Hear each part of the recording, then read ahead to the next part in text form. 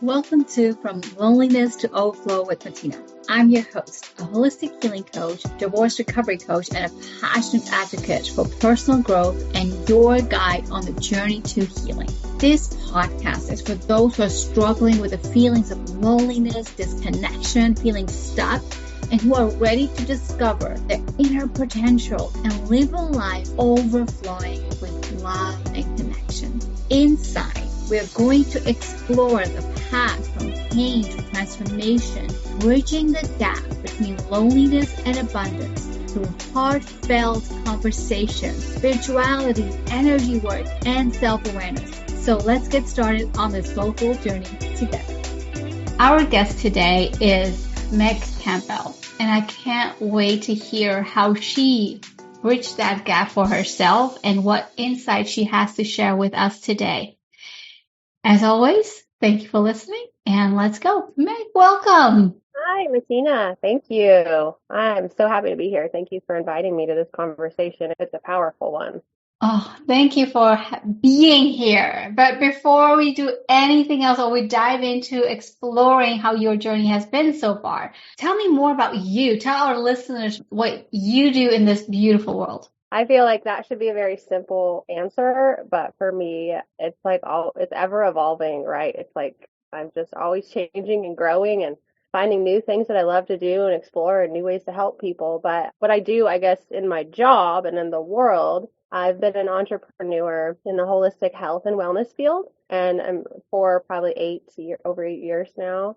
Mm-hmm. And so I do a number of things, but really my message that I'm beginning to distill down more and more is that I really just help women learn to really know their true self and love themselves fully and heal so that they can really live a life that is aligned with their heart and soul. And so within that container, I offer a variety of services and products to help women do that. And I'm super passionate about creating experiences and workshops, events that are inspired by spirit first and foremost. That's really the biggest way that I live my life is it's intuitively given. And it's well, as we know, we don't get to do the work that we do from one day to another. There's always a journey behind why we do what we do. Why are you, Meg, so passionate about helping women step into their power, step into believing, loving, and all of it for themselves first? What is the real story behind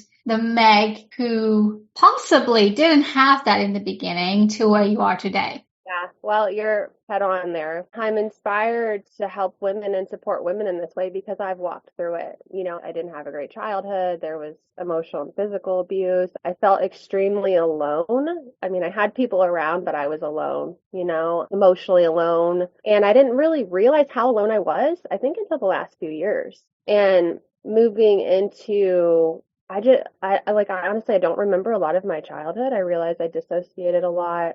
In my middle school years, high school years, I dealt with a lot of depression, anxiety. I went to a therapist. All they wanted to do was put me on medicine, which obviously sometimes that's needed. But even at a younger age, I intuitively knew there's got to be more than just you throwing a medicine at me, right? Yeah. And then I dealt with that, and I'll be 40 in June. So I'll share this one thing, very significant moment. I was in my early 20s. And I'm from Ohio, and I had moved from Ohio to Florida. I had just broken up with my boyfriend, and I actually moved in with my neighbor, and it turned into not be a great situation. I was in a really dark place. Not a lot of people know this. I don't even think my family really knows this, but I actually had started cutting myself. The pain, or try to deal with it, the intense pain that I had. And I remember sitting on my bed with my journal and just feeling completely defeated and depressed and not knowing where to go. And I heard a voice from within. It came from within my center. It said, "There's so much more than what you're going through right now, Meg. So much more than what you're going through." And it was like a light that turned on inside of me. And it for the first time, one of the first times I touched the truth of who I was. Mm-hmm. The part that I needed, that light, it was wake me up in a way, or to be oh, wait a minute, there's more here. And so that journey, I started to get into past life regression and yoga, and I started to meditate and all of these things. Yeah. So in my experience, like there's a quote, and I don't know if it's Rumi, but it's like the wound is where the light enters you. Like I felt that in my body. Thank you for sharing something so deep with all of us today, because there's events that happen, right? Where you go into such a dark place where, my gosh, you're moving, your relationship is ending, you're getting to live with someone new, and that even is not right. And being at that dark place where you don't have a solution and a pill is not really serving you, it's like, okay, now I'm going to choose to express my anger, express my feelings by self-harming. And then having that, like you said, light turn on from within, the guidance, the divine guidance from within, sharing with you that there's more.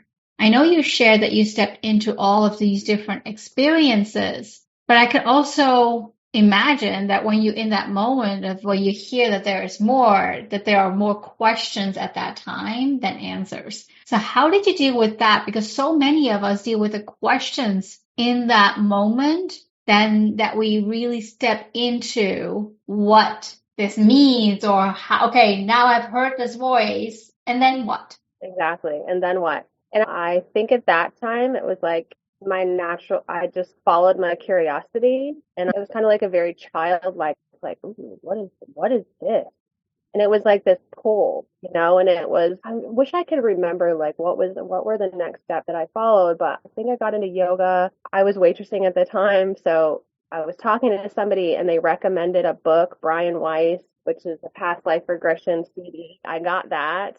And so it was like these little things that the universe would give me that I would listen to and I'd pay attention. I'm like, okay, I'm going to look into that. And then I looked into that, and then the next thing. And then eventually, I was able to get out of that living situation with roommate, which was a toxic situation. It wasn't a good situation. So I was able to move on from that. Honestly, it was a long journey. I did a lot of it on my own because there's more support now. I mean, that was that was almost 20 years ago, probably 15 years ago, when I was really going through this heavy stuff. So I feel like the kind of conversations we're having now, they're a lot more mainstream. Yes, they are. But when I was going through it, I was like, I feel like the weirdest person in the world. I mean, meditation was super like on the outskirts of like people, you're weird. And I grew up that way, like the black sheep kind of person that did everything differently, thought differently. I moved away from home. I'm not married yet. I don't have kids. Like everybody else has done the whole, cookie cutter life, which is perfect. Great. There's nothing wrong with either path. One is not good or bad. It was always different. Yeah. So I guess I was just kind of used to thinking different, being different, following these weird things like past life regression, realizing that I'm a soul. And I think that was one of the biggest things for me, is looking at my family and where I had the issues that I've dealt with in my family. I had a past life memory of like a similar situation of this kind of oppressiveness. So that really helped, as I was like, okay, so I was born into this family because this is what I need to heal and work through and change now. And I think that was a very significant point. Give me more direction, because the brain likes to know why. Absolutely. And it's so beautiful, because when we get these universal hits, these coincidences, the book, the insights, and all of it just starts tripling into the next and the next and the next. Before we know it consciously, we already have evolved so much more. So that's what I'm hearing when you share that. And what you also said something so profound, where it's like, okay, I was being curious like a child, and that curiosity led me to the next and the next thing. And that is something that we all can step into more, versus this is what life should be and needs to be, and there's nothing else beyond it, to believing that, okay, I'm seeing this, it doesn't make sense for me now, but I'm going to be curious about it. I'm going to invite that playfulness in me, the childlike curiosity in me, to lead me now. And I love that you gave that a chance, an opportunity to step forward in your own journey. So from there, right, like, because that was one of the lowest lonely moments where you needed to learn and grow, and also recognize that You know what? I was born in this family to heal things that I need, that the ancestors needed. They weren't able to, and I've been shown a path to invite that in my life and to do it. Moving a little bit further, when did you start to decide, like, now I'm going to help others? And how did that came about? Because I know that oftentimes also another biggest pivot point. Because it's one thing to do it for yourself. It's a whole different ballgame when we start doing it for others. Great question. So, gosh, it was probably 5 years later, I'd say. A friend shared a flyer for a holistic health coaching school and actually went to it for myself. And so this is something that I think is really important to know when you're on this healing path, and especially if you are someone that wants to help others and you really desire to help others. I didn't know it, but early in my journey, my desire to help others was just a cry to help myself. And I was focusing more on others, but I really needed to be doing more and to help myself. It's been, I think, in the last 4 years that I've really become clear about that. And I'm like, okay, let's take a break from things. And it was just a part of myself that needed to be healed. This part, this shadow, whatever you want to call it, that just still needed love and still needed healing. That felt like how I survive is to help others, because that's what I learned in childhood. I learned if I can make sure everybody else is okay, then that means and then we see that a lot. I see that a lot in the healer community too, with people not kind of really walking their talk, but just have you walk through it. And are you really fully integrated and embodied? Right. Or it's because think about all the knowledge that we have in our heads. It's like if we all did everything that we know that we need to do or could do, oh my gosh, the world would be a totally different place. So I think it was it started as okay, I need to help others because I need to help myself. And that was unconscious. And then through the process of, well, do I really want to help others? Feel that I'm healed, and let me say, I know I have more work to do. I don't think I'll do friends, right? And that's a whole nother conversation. Yes. About oh my God, I thought I worked through this.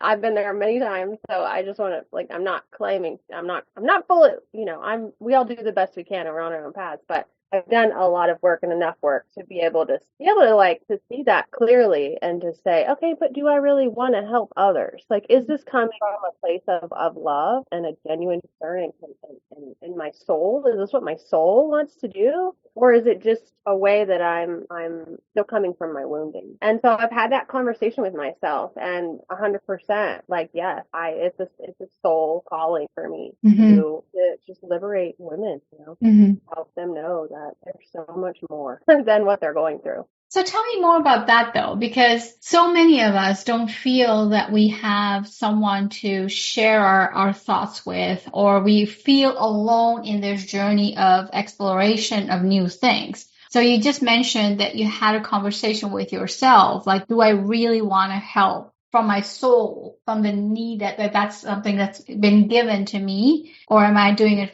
for selfish reasons? What was that conversation like, and what did you ask yourself to really get to the conclusion of no, this is soul driven. This comes from within. That's a really great question. And I think it was a process, but you're reflecting on how did I come to that? And what did I actually, a lot of it was through, I think, just meditation and being with myself and being in my body and in my heart and allowing Spirit God to talk through me, allowing my heart and soul to talk through me. And also it's something that just won't leave me alone. I guess this is a question that I asked myself.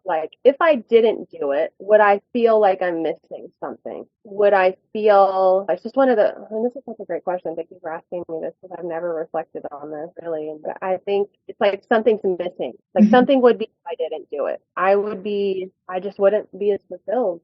It's very much a soul thing for me. I know this is what I'm meant to do, and it's not an easy path. Before we continue, I would like to offer you something special. If you desire to deeper and more meaningful connections in your life, and you're looking to improve your relationships with yourself and others, it's time to make a change. I'm inviting you to join our Deepening Connections through Meditation group. Imagine improving your relationships through meditations that foster understanding and growth. Check out matinasingh.com/meditation for more details and use the code GROWTH for an exclusive discount. Now let's get back to our soulful conversation, helping you on your journey of self-awareness and connection. And that insight doesn't come to everyone or easy in the first time you try it, right? It just comes when the time is right, when you're ready to hear it, when you're ready to feel it. But I love the question, like, will I be okay if I don't have this in my life? Will I feel that I'm missing something? That's a very essential question for everyone to ask. Like, whenever you're on these crossroads of what do I want to do with my life, or how am I feeling, or what do I want to do with this relationship, or whatever it is that you're on the crossroad with, it is so crucial to think and feel of, okay, this is what that means, and this is what I want. And now let's take a step forward in it. You said something so simplistic, that is, even though in the simplest things where we can find so many beautiful insights, so many beautiful ways of choosing the choices that we have, we oftentimes complex ourselves. Like, I can't possibly get a solution with just sitting in quiet and going internal. Like, no, I need to do something external. Have you ever experienced that? Absolutely. Like, I think the reason why I'm so drawn to helping women learn to be in their bodies more is because I'm so in my head. Like, I'm a Gemini. I don't get into astrology a lot, but I've done some like work with yoga with Ayurveda. And so if anybody's familiar with Ayurveda, I'm very Vata, which is air. So Gemini is the air element. So I'm very creative, and I've got all this stuff going on up in my head, and it's all this. And our mutual friend and mentor, Emily, she told me the other day on the call, you've got a lot of fairy energy. I'm like, yeah, I very much know that. Like, I want to jump to one thing and right, just flutter around up in space and have fun. So yeah, I've 100% gotten many times made things way more difficult. And I was thinking about this recently. It's like, I've been meditating now for a very, very long time. And I know meditation, and everybody's kind of different with like what meditations will work best for them and how to really connect with, with their truth and their self, and that with spirit, with their soul, whatever. It's different for everyone. And like, just that, I think, is challenging and can seem like a big task, right? Oh my God, I can't do that. And so, but like you said, less doing, more being. And that's like the biggest thing for me in my life now is like, oh my gosh, I just want to be, and I just want to receive. And as we're learning, like, the feminine, we are meant to receive.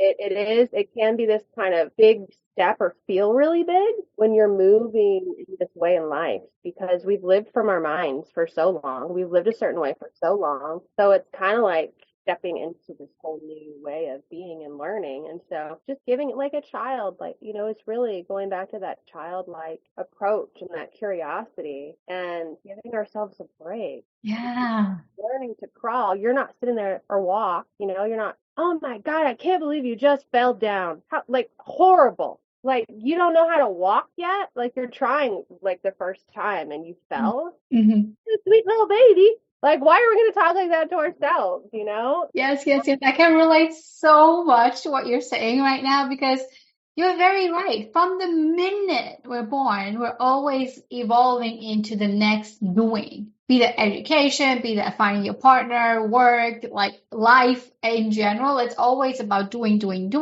And then when we talk about this phenomena of beingness, it's like, what? What are you talking about?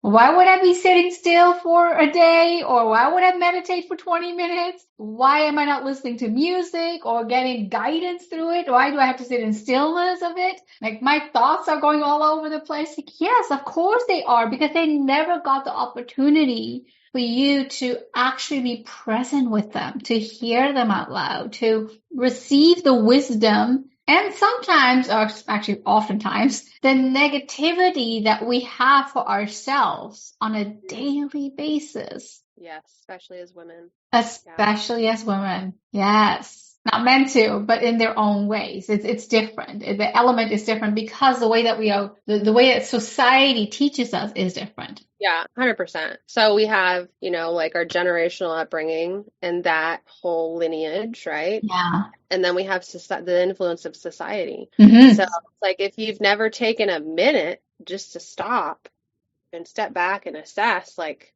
okay, what am I doing here? Like, what's going on? Are these thoughts in my head mine? Do I do what I do because it's what I want to do? Or have I just been taught and have I just borrowed from other people? Mm-hmm. So when you sit or be in nature, you don't have to sit. You could be dancing, you could do whatever, just to whatever it is for you that gets you into a different place and helps you start to see or be aware or mindful of these thought process and these ways of being or whatever. Sometimes it can be a lot. You can be like, oh boy, okay. Like you said, you can start to hear the voice or see the voice. And that's been a huge thing for me is I've, seen how I talk to myself and or how I used to. I'm so much better now, but just how critical I am and how honestly self-abusing I am when I look in the mirror, Mm-hmm. And so recently I've been, you're in a relationship. You like to have some yummy treats and cookies and all the things. And so cinnamon rolls, my partner and I love cinnamon rolls from Buc-ee's. Shout out to Buc-ee's.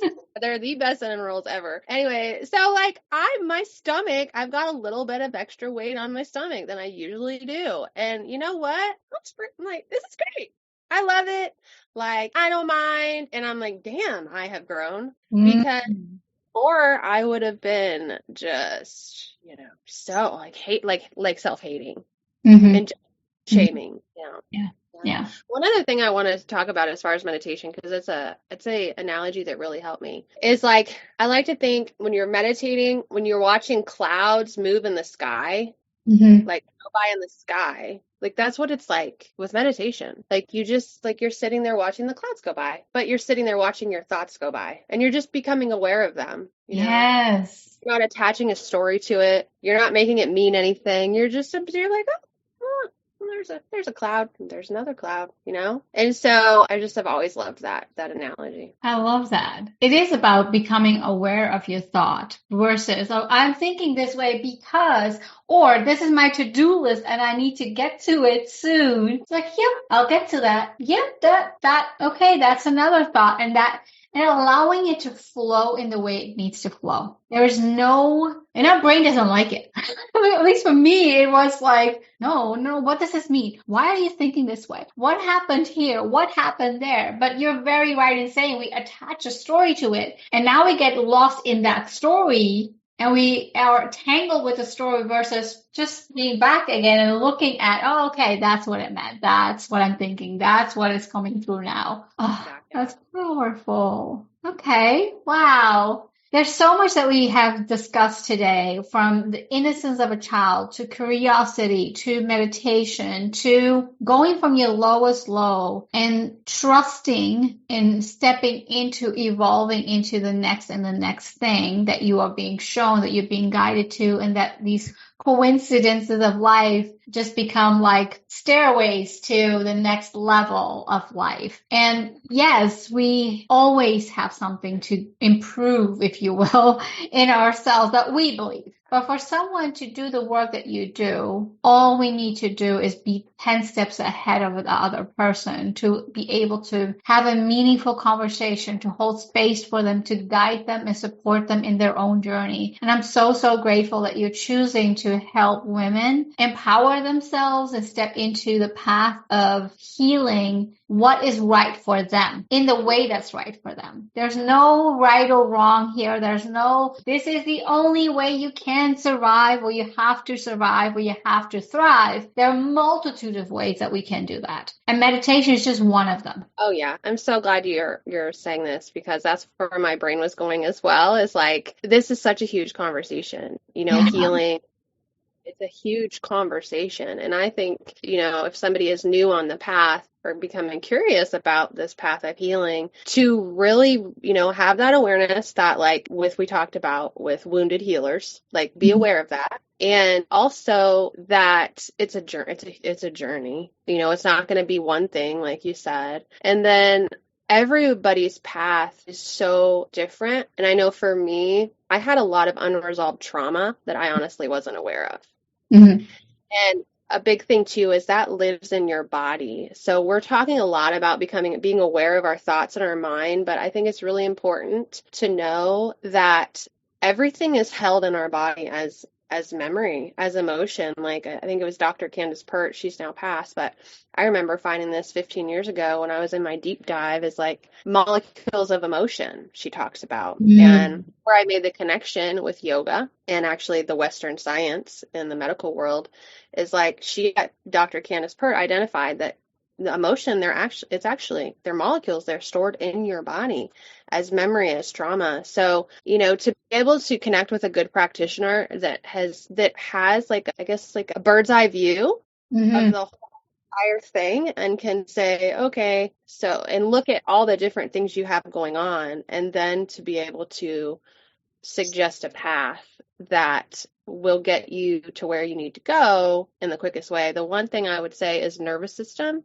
It's more common now to talk about the nervous system. Ooh, buddy, when I got into my body and then when I healed my nervous system, night and day difference. And I don't think a lot of us realize how much we have, like how much of a dysregulated nervous system we're walking through the world with. I mean, society creates dysregulated nervous systems. So it's going to happen if you're living in this world. Yeah. So to your point, there's a lot of different ways to where you want to end up, and just to trust the journey and to know that, and to trust yourself and know that you're going to make some mistakes. I have, but is it a mistake or is it just learning? That's the thing. And it's okay to try. It's okay to be that child and try new things and be like, okay, this is not for me and this is exactly for me. I'm ready for this. I'm not ready for that yet.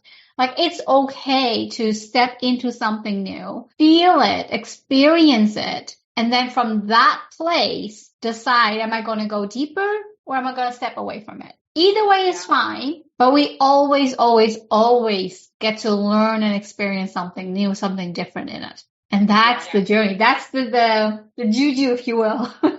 Yeah, exactly. Yes, yes. And also realizing like when we need help. That's one thing I wish I would have done in my journey is get more help, because I think I could have come through things a lot more quickly if I wasn't trying to do too much on my own. I finally got to the point I was like, I just admitted, and that was hard for me to admit, but that's another conversation with like the mindset of we have to do everything on our own and this hyper independence that I learned from childhood. And, it was like, okay, it's okay for me to accept help. Yeah. It doesn't make me weak. It doesn't make me weak. That actually makes me strong to admit that, hey, I don't got this. Like I need help, And it gives you a sense of belonging too, that someone else understands and can help and guide you to that next step.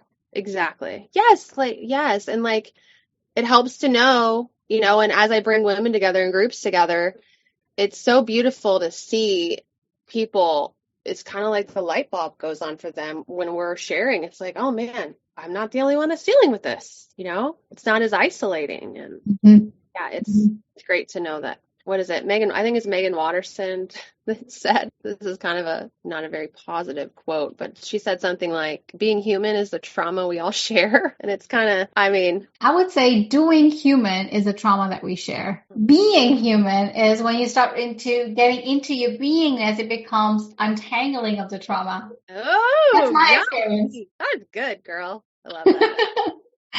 Awesome. Well, Meg, I've absolutely enjoyed our conversation. Before we end, we do have a tradition on this podcast, which is to ask a question that the previous guest has left. So the question I'm going to ask you today that was left for you is, what does being uncaged look like for you? Ooh, great question. Oh man. Being uncaged looks like for me just not giving a crap what other people think. Honestly, like no one. Showing up as my silly, fun, unapologetic, unpolished self, messy, human, real.